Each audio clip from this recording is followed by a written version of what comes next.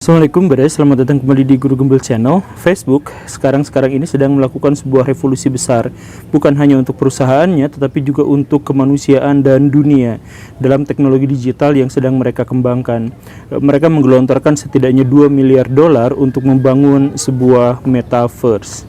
Apa itu metaverse? Sebenarnya ini adalah sebuah istilah lama, tetapi kemudian diwujudkan oleh Facebook sedemikian sehingga ketika nanti kita main TikTokan, kita main Facebookan, kita main YouTube dan sebagainya, kita tidak berada di luar monitor, kemudian kita menyaksikan monitor itu dalam sudut 2 dimensi. Kita akan masuk ke dalamnya dan kemudian kita bisa berinteraksi dalam sebuah dunia baru yang kemudian disebut sebagai metaverse.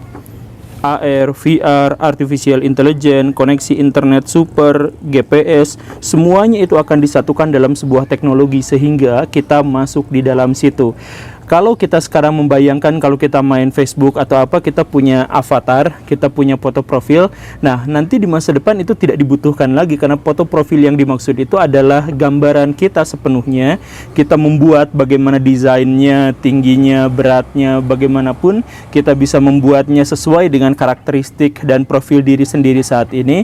Tetapi kita juga bisa membuat anonimus dengan bentuk yang seideal mungkin, secantik mungkin, seganteng mungkin, dan kemudian ketika foto profil itu jadi, dia tidak benar-benar menjadi foto tapi menjadi perwakilan diri kita. Kita masuk ke sana, jalan-jalan. Kalau Baraya misalkan membayangkan sekarang Gojek atau Grab, ketika dia mengantarkan makanan untuk kita, dia dibantu oleh peta GPS itu. Nah, nanti di metaverse itu kita masuk di dalamnya. Kita ada di sana di sebuah dunia baru yang sama sekali lain. Dunia itu adalah dunia yang sepenuhnya digital, tetapi kita juga bisa memodifikasinya sehingga menciptakan dunia-dunia fantasi dan dunia-dunia virtual yang disesuaikan dengan keinginan kita. Kalau Baraya suka dengan main game online yang seperti itu, nah dunia-dunia yang semacam itu bisa dijejalkan ke dalam metaverse, kemudian kita menikmati alur yang ada di dalamnya, termasuk hal-hal yang bersifat emosional dan hal-hal yang bersifat intelektual. Kalau Baraya menganggap ini sesuatu yang konyol, maka Baraya benar-benar gaptek. Karena pada dasarnya sekarang perusahaan-perusahaan super besar di dunia digital, Microsoft, Apple, Google, Facebook, dan hal-hal yang semacam itu sekarang memang sedang mengarah ke sana dan menggelontorkan uang sebanyak-banyaknya untuk investasi di bidang itu. Mereka sekarang sedang mencoba untuk membangun perangkat-perangkat dan semua akomodasi untuk menciptakan metaverse itu. Apa yang ada di sana ya sama seperti kita sekarang. Di masa lalu orang ketika harus menceritakan pengalamannya, dia harus menceritakannya secara lisan atau tulisan. Kemudian zaman sekarang orang bisa merekam pengalamannya sehingga perekaman pengalaman itu bisa disimak berulang-ulang, diedit dan lain sebagainya. Nah, nanti di masa depan memori itu tidak usah disimpan dalam video atau foto, tetapi disimpan di dalam otak. Otak kita itu akan berbagi dengan artificial intelligence. Artinya selain sel-sel otak dalam pikiran kita, itu nanti si otak kita juga akan diberikan nano robot biochip di mana dia bisa menyimpan memori, pengalaman dan sebagainya. Jadi saat kita mengalami sesuatu, dia bisa merekamnya secara otomatis, kemudian kita akan menyimpannya di memori buatan itu. Kemudian ketika kita masuk ke metaverse, kita akan berbagi pengalaman kepada mereka. Ini hidup saya seperti ini pikiran saya seperti ini pengalaman saya seperti ini dan lain sebagainya. Sekarang Elon Musk dengan Neuralink-nya itu sedang mengupayakan bagaimana caranya untuk menghubungkan antara otak manusia yang bio ini dengan otak komputer menggunakan sebuah chip. Dia mengklaim bahwa ini sudah berhasil pada seekor babi. Si babi itu ditanam, kemudian penciuman, perasaan, penglihatan, semuanya bisa dirubah menjadi digital dan disimpan pada sebuah memori tertentu atau misalkan pada cloud tertentu di masa depan. Nanti manusia akan mengalami hal yang sama. Apa faedahnya? Sebenarnya Elon Musk itu faedahnya awal-awalnya itu adalah untuk pengobatan manusia. Karena dia pikir segala sesuatu yang ada di dunia ini, penyakit-penyakit manusia, itu dimulainya kan dari otak. Jadi misalkan ketika seseorang buta, itu masalahnya adalah di otak. Atau kalau misalkan manusia mengalami gangguan-gangguan, itu sebenarnya ada di otak. Nah, kalau si otaknya kita masukkan ke biochip ke dalamnya, kemudian dia direkayasa sedikit memorinya, indera-indera dan sebagainya, maka dia akan kembali bisa melihat, misalkan dia akan kembali mengingat dan sebagainya. Baraya sekarang bisa mengingat sesuatu, tetapi kan sesuatu itu gampang pudar. Tetapi kalau Baraya punya otak yang dihubungkan dengan artificial intelligence menggunakan chip-chip mikro itu atau nano itu, maka memori-memori itu akan disimpan di situ dan tidak akan hilang karena dia bukan tubuh biologis tapi dia tubuh mesin. Dia tidak aus sampai rentang waktu tertentu. Sedemikian sehingga kita bisa mengakses memori yang pernah kita alami itu sepenuhnya dan bisa membagikan pengalaman-pengalaman itu di metaverse di dunia masa depan. Pada dasarnya, sejak saat itu, otak kita menjadi bagian dari jaringan otak di seluruh dunia. Anggaplah Baraya sekarang searching saja zaman sekarang itu sudah hampir tanpa batas. Baraya bisa misalkan ngetik kata kuda, akan ada jutaan kan informasi tentang kuda yang bisa Baraya akses. Nah, tapi itu masih menggunakan jari dan bentuknya 2 dimensi. Nanti Baraya masuk ke dalam metaverse kemudian ngetik kuda, maka manusia-manusia yang lain akan terkoneksi, bukan internetnya tapi brain, tapi otak manusia akan terkoneksi. Orang-orang yang berpengalaman tentang kuda itu bisa berbagi dengan Baraya kalau Baraya mau. Pada waktu itu kita pun tidak akan lagi membutuhkan guru, kita tidak lagi membutuhkan sekolah. Di masa depan tidak usah ada sekolah. Karena apa? Karena semua akses pengetahuan dan informasi itu bisa didapatkan langsung ke dalam otak kita. Ketika Baraya nanti membutuhkan ilmu pengetahuan, aduh di masa depan saya pengen jadi insinyur, misalkan seperti itu. Baraya tidak lagi membutuhkan baca buku yang banyak, kuliah, kemudian skripsi dan sebagainya. Yang Baraya lakukan cukup ngedownload informasi-informasi yang terkait dengan keinsinyuran, maka Baraya tiba-tiba menjadi ahli sebagai seorang insinyur. Semakin banyak uang Baraya yang Baraya gelontorkan untuk mendapatkan program itu, maka semakin ahli Baraya dalam kemampuan di bidang itu. Begitu. Nah, ini sebenarnya akan muncul sebuah masalah besar, berarti akan ada kesenjangan sosial kan, dan kesenjangan ekonomi, karena semakin kaya seseorang semakin mungkin dia bisa mengakses dan mendownload ilmu pengetahuan apapun yang dia mau. Tapi lihat dulu sisi positifnya, bahwa kalau sudah seperti itu maka pengetahuan manusia itu akan luar biasa bertambah. Ada Stephen Hawking, dia akan menjadi dalam tanda kutip hidup lagi karena pengetahuannya ada, kemudian pengetahuannya ditransfer kepada orang lain kemudian menghubungkannya dengan otak yang lain lagi, menghubungkan dengan otak yang lain lagi dan sebagainya, sehingga rasa takut kita terhadap kiamat di dunia ini, misalkan karena gara-gara polusi, gara-gara perubahan iklim dan sebagainya, bisa diatasi. Karena manusia terkoneksi, maka pengetahuan itu menjadi semakin terakumulasi. Kondisi seperti ini pun akan membuat kita saling mengerti dan saling memahami, bahkan seandainya tanpa bahasa. Dan karena itu, maka kita akan menjadi paham orang lain dan akan menurunkan potensi konflik sebesar-besarnya. Kan seperti yang kita ketahui sekarang, potensi konflik itu dimulainya dari kesalahpahaman dan keserakahan dan sebagainya. Tapi di masa depan, kesalahpahaman itu akan turun drastis, bahkan hilang sama sekali. Kalau sekarang saya bikin video, caranya bagaimana benak saya, isi otak saya itu kemudian disampaikan melalui lisan. Sesungguhnya di situ ada distorsi besar. Maksudnya ide saya itu tidak tersampaikan sepenuhnya menggunakan lisan karena kemampuan lisan untuk menyampaikan kata-kata itu terbatas dibanding dengan imajinasi yang jauh lebih tidak terbatas. Oke, poinnya di situ ada distorsi.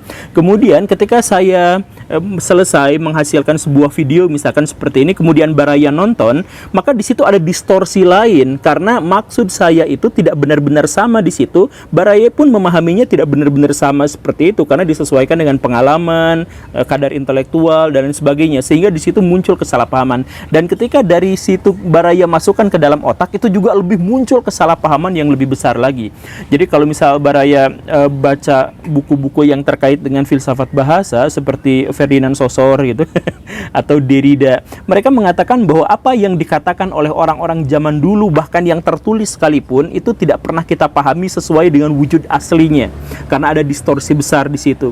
Dan itulah yang akhirnya memunculkan kesalahpahaman. Nah, di masa depan kesalahpahaman itu akan hilang karena kita bisa langsung berbagi pengalaman kita, memori kita, cerita kita kepada orang lain di metaverse melalui BrainNet yang tadi itu. Sebagai contohnya adalah kita sekarang menghakimi Taliban jahat atau baik atau tidak beradab dan sebagainya, misalkan seperti itu. Ya, karena apa? Karena 99% apa yang kita pahami tentang Taliban adalah ketidakpahaman. Benar kan? Kita mendapatkannya dari media yang sesungguhnya media itu juga sudah punya pikiran sendiri, sudah punya view sendiri. Seperti itu. Maka sekarang kita banyak saling salah paham. Tetapi di masa depan, Taliban dan kita itu ada dalam sama-sama metaverse. Kemudian kita bisa saling berkomunikasi, bisa menanyakan langsung kepada mereka, "Lu kenapa seperti ini?" Mereka menjelaskan dan penjelasan itu memiliki sedikit sekali distorsi. Maka kita akan menjadi paham apa yang dilakukan oleh Taliban, mungkin kita akan mengerti, bahkan bisa saja kita akan benar-benar menjadi mengikuti seperti apa yang mereka pikirkan. Pada akhirnya konsekuensi dari ini semua adalah sesuatu yang jauh lebih dramatis dan jauh lebih besar. Maksudnya, kalau memori baraya itu sekarang bisa di-send kepada orang lain, kemudian bisa dibagikan, kemudian kita bisa mengakses memori orang lain, maka sesungguhnya yang terjadi adalah bahwa memori itu juga bisa digandakan, bisa dihilangkan, bisa di-cut. Begitu. Jadi sama seperti Baraya memperlakukan file-file di dalam komputer. Baraya bisa menghapusnya, Baraya bisa mengkarantinanya, Baraya bisa mengkopinya dan kemudian menggandakan untuk diserahkan kepada orang lain dan sebagainya. Dan dalam hal itu juga di masa depan kita kemungkinan bisa kesurupan sama orang lain atau bisa sebaliknya. Maksudnya, saya sudah bosan dengan memori yang ada sekarang ini. Saya ingin merasakan apa yang dirasakan oleh bencong misalkan. Maka kita bisa meminjam memori atau bisa membeli memori dari orang lain, kemudian masukkan dalam benak kita dan kita bisa benar-benar merasakan apa yang dia alami selama ini.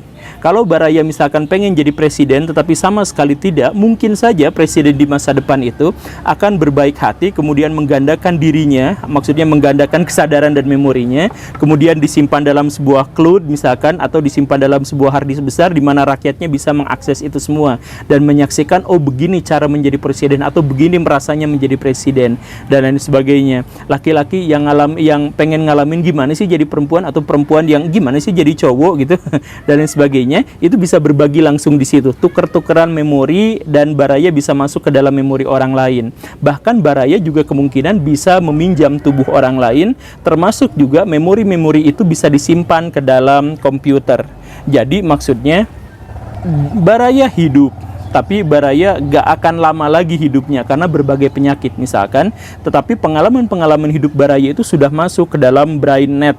Jadi semuanya yang ada memori di dalam otak itu semuanya sudah masuk ke situ. Sehingga ketika tubuh fisik Baraya itu meninggal, memori Baraya dan kesadaran Baraya itu masih bisa di-save di komputer. Kemudian Baraya hidup di dalam komputer itu kalau Baraya mau selama apapun yang Baraya mau, atau Baraya menunggu tubuh lain, bisa saja robot yang menggunakan artificial intelligence, kemudian memori dan kesadaran Baraya dipindahkan ke sana.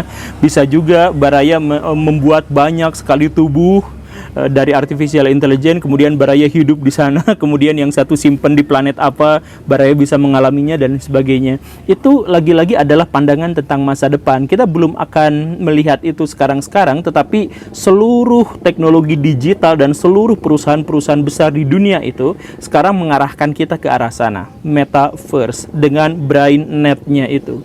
Lantas, apa yang jadi masalah? Ya tentu saja Baraya bisa bayangkan kalau itu semua bisa terjadi, kalau si memori kita itu ternyata bisa digandakan, memori kita bisa dipinjamkan dan sebagainya, maka memori itu juga tentu saja bisa dihack. Sama seperti komputer kita. Dan bisa saja di masa depan seseorang itu dihack memorinya dan kesadarannya. Saya lagi jalan-jalan trek, kemudian tiba-tiba orang lain masuk, kemudian melihat isi ATM dan sebagainya, kemudian mengambil uang saya semuanya. Itu mungkin saja seperti itu. Ya, itu adalah sebuah masalah yang memang sedang dipikirkan sekarang, karena memang akan ada potensi ke arah sana. Semua yang namanya teknologi legal itu bisa dirubah menjadi ilegal oleh orang-orang jahat. Kan seperti itu. Kita mengetahui hal itu seperti itu. Atau yang lebih buruknya lagi adalah misalkan kita hidup baik-baik, kemudian ada orang jahat menghack tubuh kita, kemudian memori dan kesadaran kita akan diambil, kemudian disimpan dalam sebuah neraka Mugen Tsukuyomi, dan kita ada di sana secara abadi. tidak bisa keluar sama sekali kecuali ada orang yang menolong kita dari luar. Bisakah seperti itu? Ya, secara teoritis bisa seperti itu kalau program otak kita itu sudah terintegrasi dengan internet dan kesadaran kita sudah bisa dibagi dalam BrainNet. Siapa yang tahu masa depan akan menjadi seperti itu. Dan dengan demikian maka pada waktu itulah kita sudah menjadi sekumpulan Tuhan yang menciptakan dunia, menciptakan semesta, dan menciptakan kehidupan sendiri. Saya tidak tahu teknologi masa depan seperti apa, tapi gambaran masa depannya memang mengarah ke arah sana. Dan Baraya cek sumber manapun, perusahaan-perusahaan terbesar di dunia memang sekarang sedang berupaya untuk menjadi Tuhan dan menyediakan dunia-dunia yang baru untuk makhluk-makhluk yang nanti akan tinggal di dalamnya. Terima kasih karena sudah menyimak. Saya Guru Gembul pamit. Assalamualaikum warahmatullahi wabarakatuh.